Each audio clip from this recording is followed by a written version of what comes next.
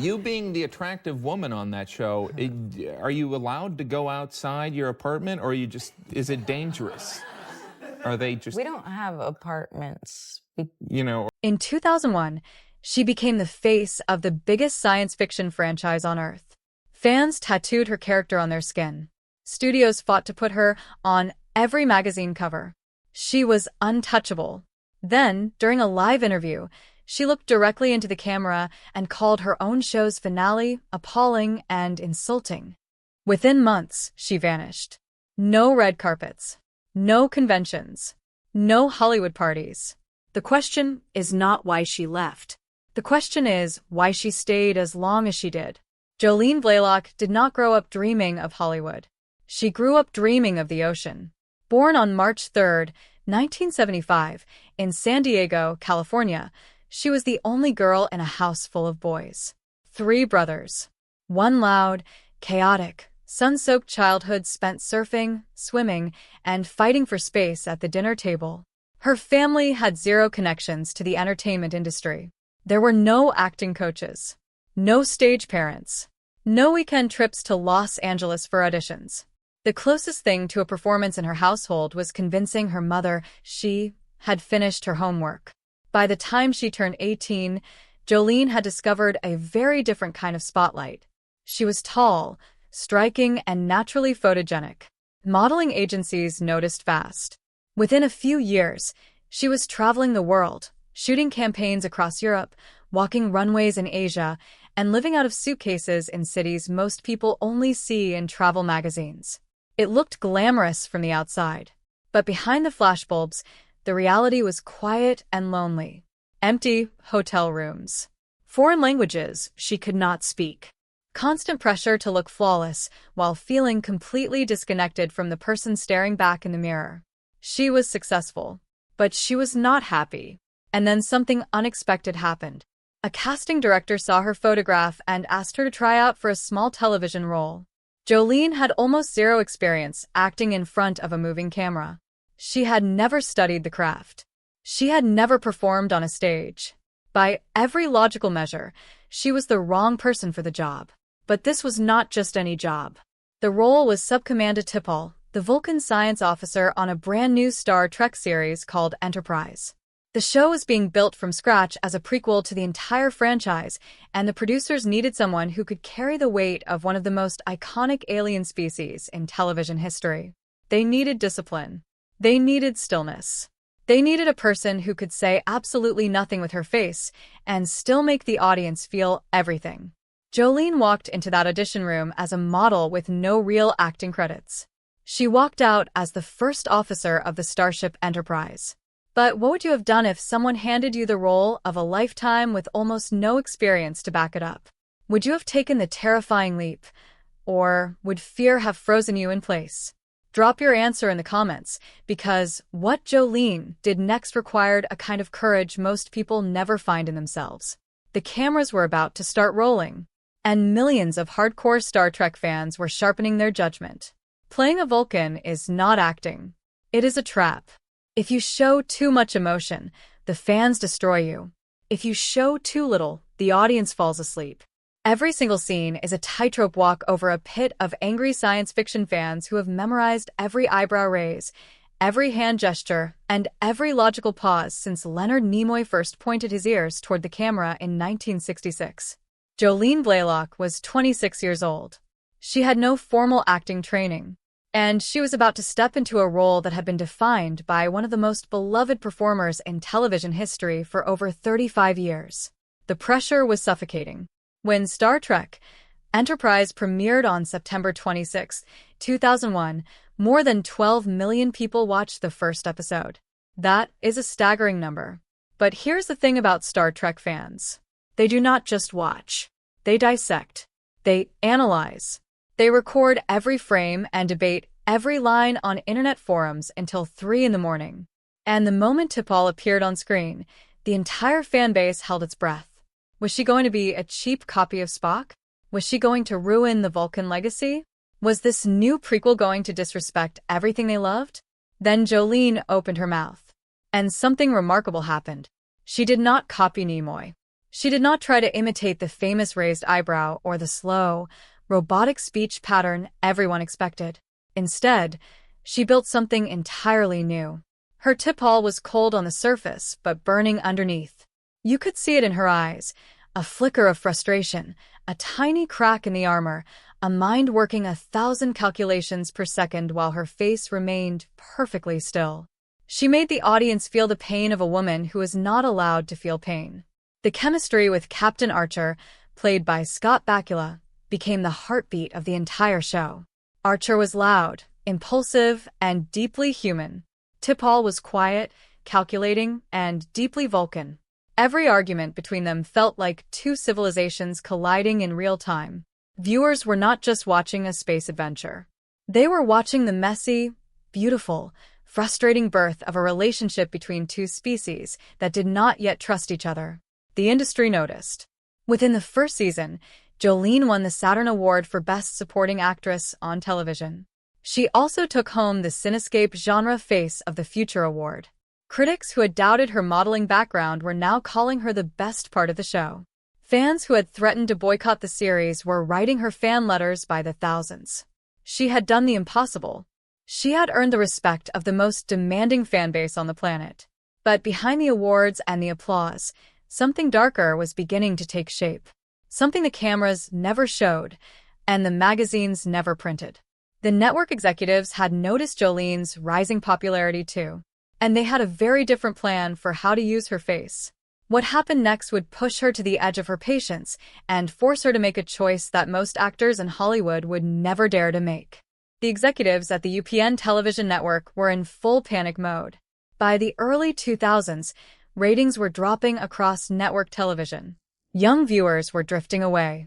The studio's suits did not want deep philosophical debates about galactic peace.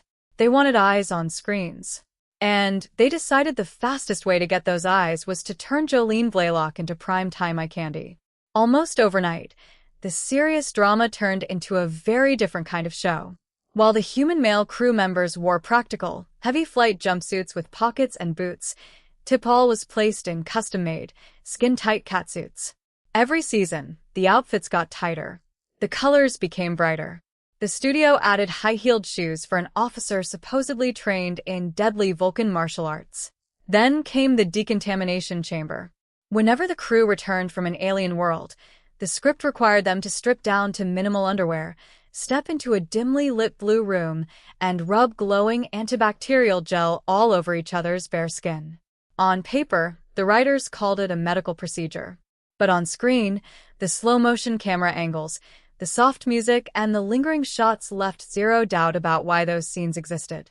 Jolene was suddenly on the cover of every major men's magazine in the world. Maxim, FHM, Stuff. She was voted onto international lists of the sexiest women alive. The media was not talking about her Saturn Award. They were not talking about her subtle, heartbreaking portrayal of a Vulcan struggling with isolation. They were talking about her body. Behind the scenes, Jolene was growing deeply uncomfortable. She was an actress who read every line of the script with intense care. She loved the character of T'Pol. She believed in Star Trek's message of equality and human potential. Yet week after week, she had to fight the writers just to keep basic dignity in her scenes. She pushed back against forced romantic storylines. She questioned scenes where T'Pol was written to give foot rubs or act out embarrassing, hypersexualized alien sicknesses. She told journalists in private interviews that T'Pol's true strength was her mind, her discipline, and her loyalty, not the tightness of her costume. If you enjoy discovering the hidden truths behind the world's biggest entertainment icons, make sure to subscribe right now. Because the friction on that set was about to boil over, and what happened next completely shattered her trust in the entire Hollywood machine. The network thought Jolene would simply stay quiet, collect her paycheck, and smile for the cameras. They were completely wrong. The fourth season of Star Trek, Enterprise, was actually its best. A new showrunner named Manny Coto stepped in. The writing got smarter. The storylines focused on deep science fiction lore, complex politics, and real emotional stakes. For the first time in years, the actors felt like their hard work was finally paying off. Jolene delivered some of the most powerful performances of her life, portraying T'Pol's terrifying battle with substance addiction and the quiet grief of losing her child. Then, the axe fell. In the spring of 2005, UPN officially canceled the show. After 18 uninterrupted years of Star Trek on television, the entire franchise was shutting down. The cast was heartbroken, but they wanted one last thing: a meaningful farewell. A story that would honor the 4 years of sweat, 14-hour workdays, and loyalty they had poured into their characters. Instead, the producers handed them a script that felt like a slap in the face. The series finale was titled "These Are the Voyages." But it was not really about the Enterprise crew at all. The entire final episode was written as a historical hologram simulation being watched 200 years later by 2 characters from Star Trek: The Next Generation, Commander Riker and Counselor Troi. The actors who had carried Enterprise for 98 episodes were suddenly reduced to background ghosts in their own goodbye. To make matters even worse, the writers unceremoniously killed off Commander Trip Tucker, destroying 4 years of delicate, fan-favorite romance between him and T'Pol in a matter of seconds. Most actors in Hollywood would swallow their pride. They would smile, go on late-night talk shows, thank the producers, and quietly start looking for their next job. That is how the game is played. You never bite the hand that pays you. Jolene did the exact opposite. During press interviews to promote the final episodes, she looked journalists in the eye and spoke with raw, unfiltered fury. She publicly called the finale appalling. She called it insulting to the cast and deeply disrespectful to the millions of fans who had supported the show from day one. She openly called out the executive producers for turning their final goodbye into a cheap studio gimmick.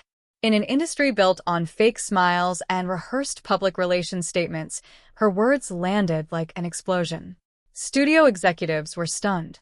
Powerful Hollywood producers were offended. In the eyes of the traditional network establishment, Jolene Blalock had just broken the ultimate unwritten rule. She told the truth. The final scene wrapped. The studio lights turned off, and Jolene walked out of the Paramount lot, knowing she had burned every single bridge behind her. When a hit television show ends, actors usually follow an exact script. They hire aggressive publicists. They audition for every pilot on television. They attend crowded red carpet premieres to keep their faces in the magazines. And most importantly, science fiction actors head straight to the convention circuit. In the sci-fi world, fan conventions are a goldmine. Former stars can sit at tables for 2 days, sign autographs for hundreds of dollars each, take photos, and make millions of dollars for the rest of their lives. It is an easy, permanent paycheck. Everyone in Hollywood expected Jolene Blalock to do exactly that. Instead, she became a ghost. She did not attend the massive fan gatherings. She did not line up at pilot auditions to fight for guest star roles playing another pretty face in a crime drama. She did not hire a public relations team to feed stories to gossip magazines. She stopped going to industry parties. She turned off the Hollywood machine and closed the front door. Her sudden disappearance created intense confusion. Fans on early internet forums began asking wild questions. Was she blacklisted by the studios because she criticized the finale? Did she quit acting out of sheer exhaustion? Had the intense, often toxic attention from male fans pushed her into hiding? Even her former castmates were left wondering. In interviews over the following years, actors like John Billingsley, who played Dr. Phlox, spoke about Jolene with deep affection and respect. But they openly admitted that she had stepped completely outside the Hollywood social orbit. She was living in a totally private world that very few people could touch. Everyone faces moments in life when things feel overwhelming. Maybe you have experienced a time where you had to walk away from a job, a relationship, or a situation that was draining your energy just to protect your peace. It takes immense strength to walk away from the only world you know when your gut tells you it is time for a change. The entertainment industry assumes that when an actor disappears, it means they failed. Hollywood assumes that without its spotlight, you simply cease to exist. Rumors spread that Jolene's career was over and that she was struggling in silence. The truth was the complete opposite. While the tabloids were speculating about her downfall, Jolene had quietly built a private empire and a level of personal power that most Hollywood movie stars could only dream of having. To understand why walking away from Hollywood was so easy for Jolene, you have to look at what was happening behind closed doors. Back in 2002, during the grueling production of Enterprise's second season, Jolene met a Canadian music executive named Michael Rapino. At the time, Michael was living in London, managing international operations for major concert tours. The distance was difficult, and their schedules were chaotic. But the connection between them was immediate and powerful. Jolene did not wait for a fairy tale to happen to her. She took control of it. In April 2003, while the couple was vacationing in Negril, Jamaica, Jolene decided she had waited long enough. She got down on one knee, looked Michael in the eye, and proposed to him. Just a few days later, surrounded by close family on a warm beach, they were married. As Jolene's time on Star Trek came to an end in 2005, Michael's career exploded. He was named the Chief Executive Officer of Live Nation Entertainment. Over the next decade, he transformed the company into the largest live music and ticketing empire on planet Earth, managing global stadium tours for artists like U2, Beyoncé, and Madonna. Almost overnight, Jolene and Michael became one of the most powerful and wealthy couples in the entire global entertainment industry. Yet, you would never know it by looking at tabloid headlines. They did not buy into the fake Hollywood lifestyle. They did not invite camera crews into their home. Instead, they built a fortress of privacy. Together, they raised 3 sons, Ryder, River, and Rexton. Jolene poured all of her fierce passion and energy into being a mother, making sure her children grew up grounded, stable, and completely protected from the toxic spotlight of celebrity culture. With total financial freedom, Jolene turned her focus towards something far bigger than movie sets. Together with her husband, she co-founded the Rapino Foundation. This nonprofit organization works directly on the ground in developing nations, fighting extreme poverty, funding education, and creating life-saving opportunities for underserved women and children. She also spent years personally working with the Make-A-Wish Foundation, helping make dreams come true for critically ill children, while quietly funding animal rescue shelters across North America. She did not need acting to pay her bills. She did not need Hollywood executives to tell her she was worthy. For the first time in her adult life, Jolene Blalock had achieved what almost no actor in history ever finds: complete personal and financial sovereignty. Hollywood thought she was gone forever. But when she finally did return to the screen, she did it entirely on her own terms. Most people believed Jolene Blalock had quit acting forever. The reality was much more interesting. She simply stopped taking orders. When an actor does not need money to survive, their entire relationship with Hollywood changes. Jolene no longer had to smile at producers she disliked. She no longer had to accept scripts that treated her like a prop. If a role sounded fun, challenging, or completely ridiculous, she said yes. If it did not, she said no without giving it a second thought. Sci-fi audiences were thrilled when she suddenly appeared on another massive franchise, Stargate SG-1. She played Ishta, the fierce warrior leader of a free group of female rebel fighters. It was the exact opposite of T'Pol. There was no cold logic, no suppressing of feelings, and no quiet staring. Jolene performed heavy combat scenes, ran through explosions, and played a warrior driven by raw fire, anger, and leadership. It proved to anyone watching that her talent reached far beyond the quiet world of Vulcan philosophy. She also popped up in unexpected places across primetime television. She appeared on hit shows like CSI Miami and played a dramatic patient on House MD. She took on a recurring role in the fantasy series Legend of the Seeker as Sister Nikki, a dark, calculating sorceress who became an immediate favorite among fantasy fans. In movies, she starred alongside Ray Liotta in the dark crime thriller Slow Burn, and later took the lead role in the cult sci-fi action film Starship Troopers 3: Marauder. Fans loved seeing her back in a military captain's uniform, leading soldiers through harsh alien deserts with grit and humor. One of her absolute best performances came in a tiny independent comedy show called 10 Items or Less. In an episode titled Star Trek, Jolene played a wild, hilarious, and deeply exaggerated version of herself attending a science fiction fan convention. She mocked her own fame. She poked fun at obsessive fans, pushy managers, and the bizarre world of sci-fi celebrity culture.